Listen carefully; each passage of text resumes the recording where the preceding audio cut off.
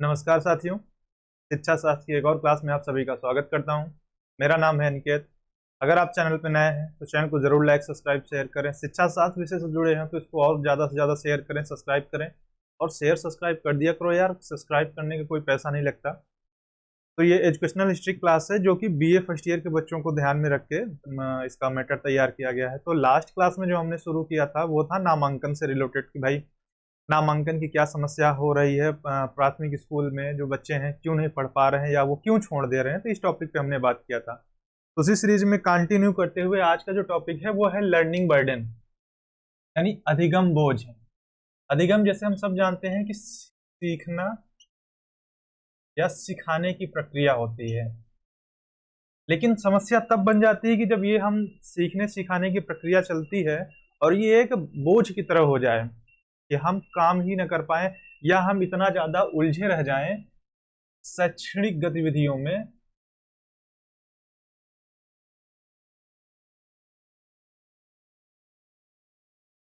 शैक्षणिक गतिविधियों में इतना ज्यादा उलझ जाएं कि बाकी किसी चीज के लिए समय ना मिले। जैसे आपकी जो अदर को कल्चरल एक्टिविटीज होती हैं आप उसमें टाइम ना दे पाए, आप अपने फिजिकल हेल्थ पे ध्यान न दे पाए, मेंटल हेल्थ पे उतना ज्यादा फोकस न कर पाए कि हाँ उसको भी चाहिए काम, उसको भी आराम चाहिए। तो कहने का मतलब है कि जब आपका लर्निंग का प्रोसेस जो हो वो आपके लिए क्या हो जाए, एक समस्या हो जाए, आप बर्डन हो जाए, आप क्या हो उससे या तो पढ़ नहीं पाओ या तो उसी में ही लगे रह जाओ, तो वो क्या हो जाता है, वो बन जाता है हमारा लर्निंग बर्डन। अब इसका सबसे अच्छा एग्जांपल होगा, अगर जो लोग यूपी बोर्ड को हो या सीबीएसई बोर्ड को देखा होगा, तो सीबीएसई बोर्ड या यूपी बोर्ड ने लगभग सभी ने 30% अपना सिलेबस क्यों कम कर दिया, क्योंकि उनको लगा कि ये चीजें ज्यादा हैं, बच्चों के लिए बहुत जरूरी नहीं है, और इसकी वजह से क्या हो रहा है, यही अधिगम बोझ, ये सिर्फ अधिगम बोझा हो रहा हो। और इसी से जुड़ा एक सबसे बड़ा क्या था, इसका सुझाव दिया था यशपाल कमेटी ने।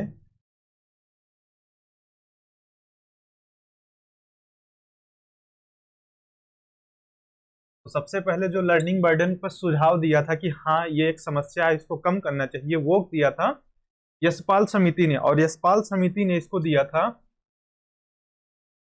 जुलाई 15, 1993 में। सबसे पहले ये वहां से शुरू हुआ कि भाई यशपाल समिति का इस पे ध्यान गया कि नहीं इस चीज को कम करना चाहिए, ये बच्चों के लिए एक समस्या बनती जा रही है, ना कि इससे वो सीख पा रहे हैं। तो सबसे पहले ये चीज जान लो कि जब आप शैक्षणिक गतिविधियों में उलझे रह जाएं या उससे बाहर नहीं आ पा रहे हैं तो आपके लिए क्या हो जाती है, समस्या हो जाती है आपके सीखने की प्रक्रिया में। तो इस पे ध्यान ध्यान किसका गया, यशपाल समिति ने अपनी रिपोर्ट दी। और जो इसमें रिपोर्ट दी, इस समिति का जो गठन उसका उद्देश्य ये था,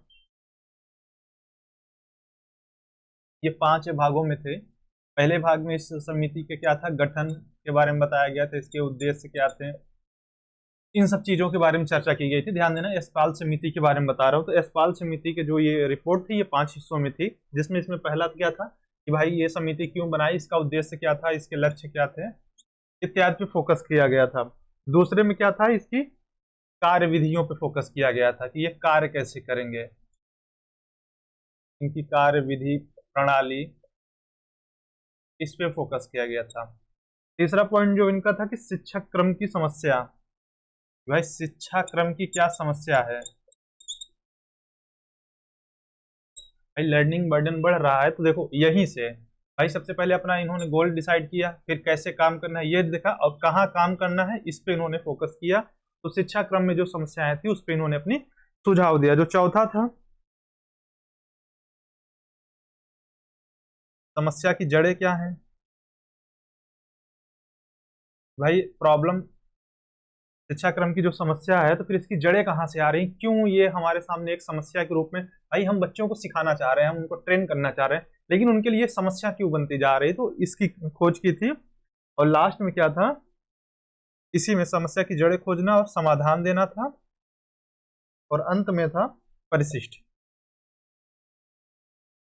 ये चौथा पॉइंट और ये परिशिष्ट 5 है। तो इस 5 पॉइंट में यशपाल समिति ने लर्निंग बर्डन पे अपने सुझाव दिए थे कि कैसे इस चीज को कम किया जाए।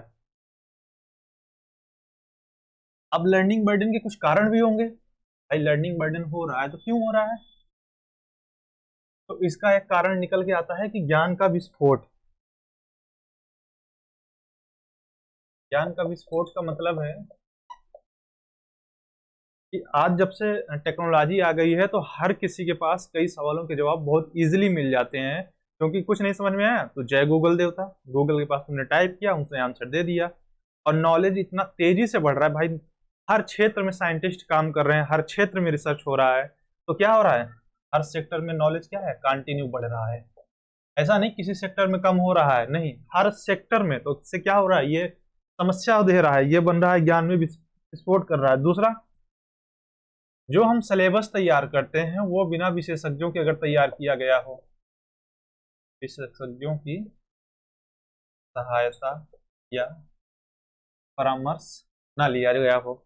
अगर हम बच्चों को पढ़ाना चाह रहे हैं, जैसे कई बार होता है कि छोटे बच्चों को हम तुरंत ट्यूशन में डाल देते हैं, पहले ये देख लो कि उनको ट्यूशन की जरूरत है या नहीं। अगर स्कूल से ही उनकी सफिशिएंट नॉलेज गेन कर जा रहे हैं, होमवर्क को खुद से कर ले रहे हैं, तो ट्यूशन उनको देने की कोई जरूरत नहीं होती है। लेकिन हम लोग क्या, ट्रेंड चलता है तो बच्चों को क्या होता है, ट्यूशन में डाल देते हैं, और वहां पे भी क्या होता है, लर्निंग बर्डन बढ़ ही जाता है कि भाई स्कूल में बच्चा 6 घंटे बिता के आ रहा है, 2 घंटे वो घर पे पढ़ रहा है, उसके बाद तुमने 2 घंटे का या 3 घंटे का ट्यूशन दे दिया, तो आधा टाइम तो उसका पूरा पढ़ने में ही चला गया। अब अपने लिए वो कब सोएगा, कब खेलेगा, कब आराम करेगा, तो इस चीजों के लिए भी तो उसे समय चाहिए। तो एक कारण ये हो गया, मतलब 2 कारण यहाँ पे हो गए लर्निंग से ही। और तीसरा है,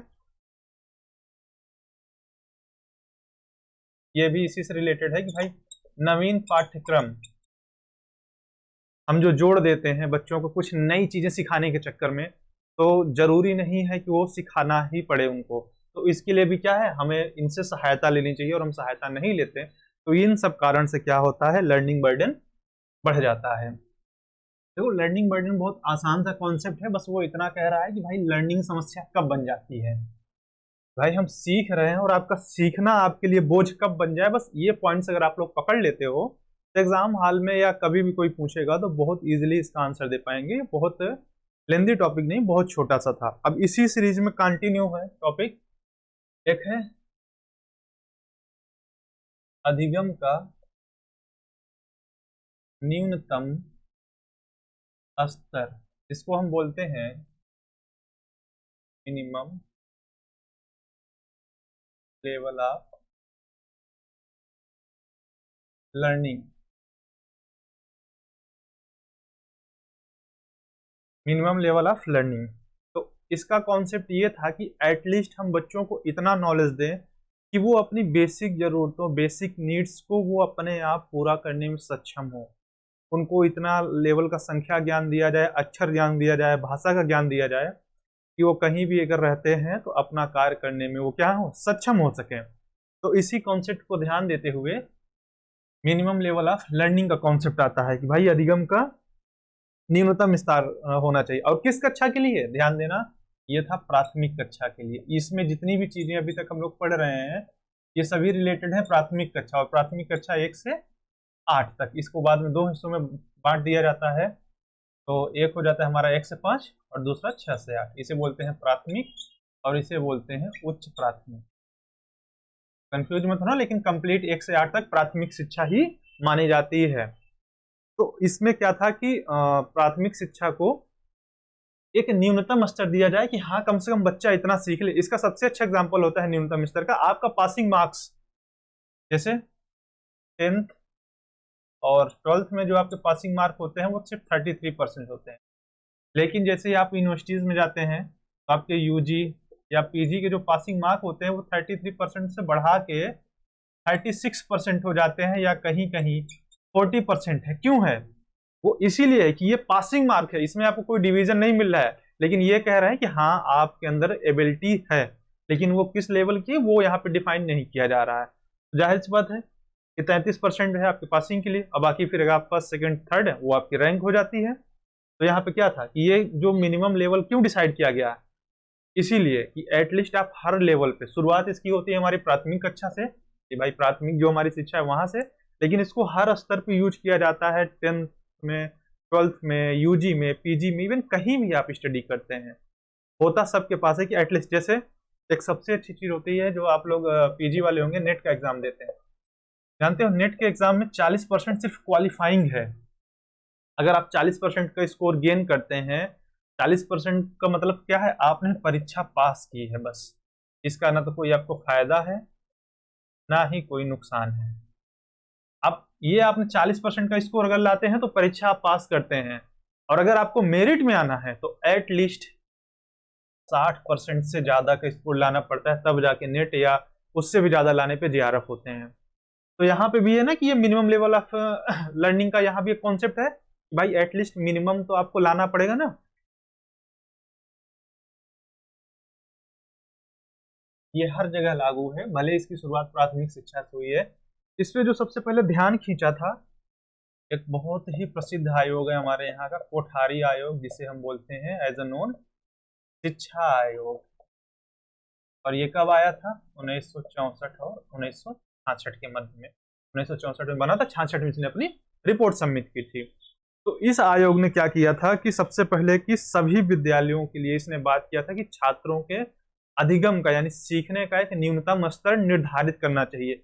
यानी इसी आयोग ने कहा कि एटलीस्ट निर्धारित करें आप एक न्यूनतम स्तर, एटलीस्ट इतना आप बनाए जिससे क्या हो कि हम माने कि हाँ बच्चे लर्निंग कर रहे हैं। तो सबसे पहले किसका ध्यान गया इस पे, तो ध्यान दीजिएगा कोठारी आयोग कब आया था, 1964 1966। इसके अलावा फिर इस पे काम करता है हमारे यहाँ के एनसीईआरटी।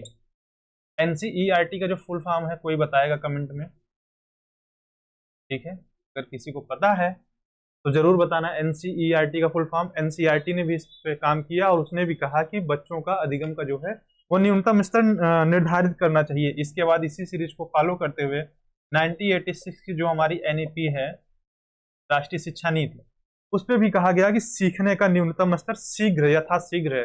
मतलब इन लोगों ने ध्यान खींचा था लेकिन निर्धारित नहीं हो पा रहा था, लेकिन 1986 की पॉलिसी आती है, वो कहते हैं कि नहीं, हर हाल में इस चीज को आप निर्धारित करें कि सीखने का अधिगम का न्यूनतम स्तर क्या होगा।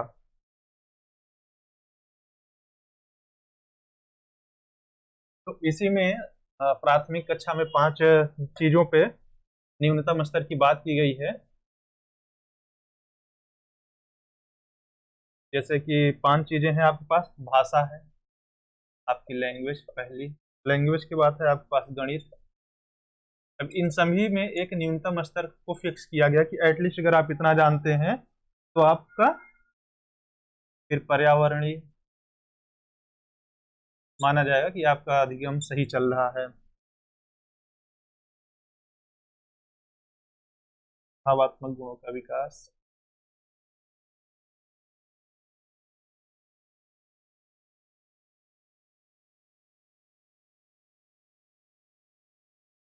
अब ये 4 सेक्टर में, एक भाषा में, अब भाषा क्या है कि आप बोल पाओ, पढ़ पाओ, आप सामने वाले के अपनी बात कह पाओ, इन सारी चीजों को अगर आप एक्सप्रेस कर पाते हो तो माना जाता था कि भाषा में आपका जो न्यूनतम स्तर है, आप औपचारिक अनौपचारिक तरीके से अगर भाषा का यूटिलाइज कर पा रहे हैं, भाषा का प्रयोग कर पा रहे हो किसी संस्थान में किसी के सामने, तो कह सकते हैं कि हाँ भाई भाषा में आपने जो था न्यूनतम स्तर पा लिया। अब गणित में क्या था, इस सामान्य इसका आपको यूज आना चाहिए, दैनिक जीवन में आपको यूज आना चाहिए, तो व्यवहारिक आप यूज कर पाए, छोटी मोटी गणितीय कैलकुलेशन कर पाए, इस तरह से जब आप कर पाते हो तो माना जाता था कि आप गणित में भी क्या है, न्यूनतम स्तर है। आप तार्किक क्रमों में इनको रख पाए, जोड़ घटाना कर पाए, मतलब बेसिक्स जितनी भी चीजें थी वो अगर आप कर पाते हो, सही क्रम में रख पाते हो, तार्किकता के साथ यूज कर पाते हो, तो कहा जाता था कि भाई हाँ चलो तुमने गणित में भी अधिगम का क्या था, न्यूनतम स्तर पा लिया है। उसके बाद पर्यावरण के बारे में क्या था कि मानव और पर्यावरण, इसके संबंध अगर आप समझ जाते हो, इसके अतीत इसके वर्तमान के बारे में सोचते हो, पर्यावरण की रक्षा करते हो, उसको सचेत रहते हो, तो माना जाता है कि आपने पर्यावरण के बारे में भी क्या किया, अधिगम का न्यूनतम स्तर पा लिया। सबसे बड़ी चीज है कि अगर आप मानव पर्यावरण संबंध समझ जाते हो तो यही चीज काफी है कि बताने के लिए कि आपके अंदर मिनिमम लेवल ऑफ लर्निंग है, किस चीज के लिए, पर्यावरण के लिए। और उसमें लास्ट में था कि भावात्मक गुणों का विकास। ये तो चलो हो गया आपके बेसिक चीजें कि भाई कहीं आप जाते हो तो। अब भावात्मक गुणों में क्या था कि नियमित एवं नियंत्रित आपकी आदतें हो, साफ सफाई, शौच, इन सारी चीजों को आप खुद से कर पाने में सक्षम हो। इसके अलावा आपके अंदर कार्य भावना हो, सेवा भाव है, राष्ट्रीय संपत्ति की रक्षा कर सकते हैं, इन चीजों को क्षति नहीं पहुंचाते हैं, तो इन सारी चीजों को कैलकुलेट किया जाता था किसमें, minimum of level of learning में। चाहे आपके अंदर सेवा भावना हो, दूसरों की रक्षा कर रहे हैं, या राष्ट्रीय संपत्ति को बचा रहे हैं, सेवा भाव है आपके अंदर, उत्तरदायित्व है, सहयोग, ये सारी चीजें आप मतलब बेसिक्स जो आपको जीवन यापन में यूज करने हैं वो सारी चीजें कर पाते हैं, तो आप कह सकते हैं कि हाँ, कि इन चारों में आपके पास क्या है, मिनिमम लेवल ऑफ लर्निंग। यहाँ ले देते हैं कि औपचारिक, अनौपचारिक प्रयोग किसका, भाषा का। तो ये हो गया आप लोगों का एक और कौन टॉपिक, जिसमें से दो चीजें थी कि लर्निंग बर्डन और मिनिमम लेवल ऑफ लर्निंग। और एक बार फिर दोहरा रहा हूँ कि जितने भी लोग वीडियो को देखते हैं इसको जरूर शेयर करें, ज़्यादा से ज़्यादा सब्सक्राइब करवा दो, क्योंकि यार देखो सब्सक्राइब और शेयर करने में कोई पैसा नहीं लगता, वो जो लाल बटन है ना उसको हर हाल में सब्सक्राइब करो, हर हाल में।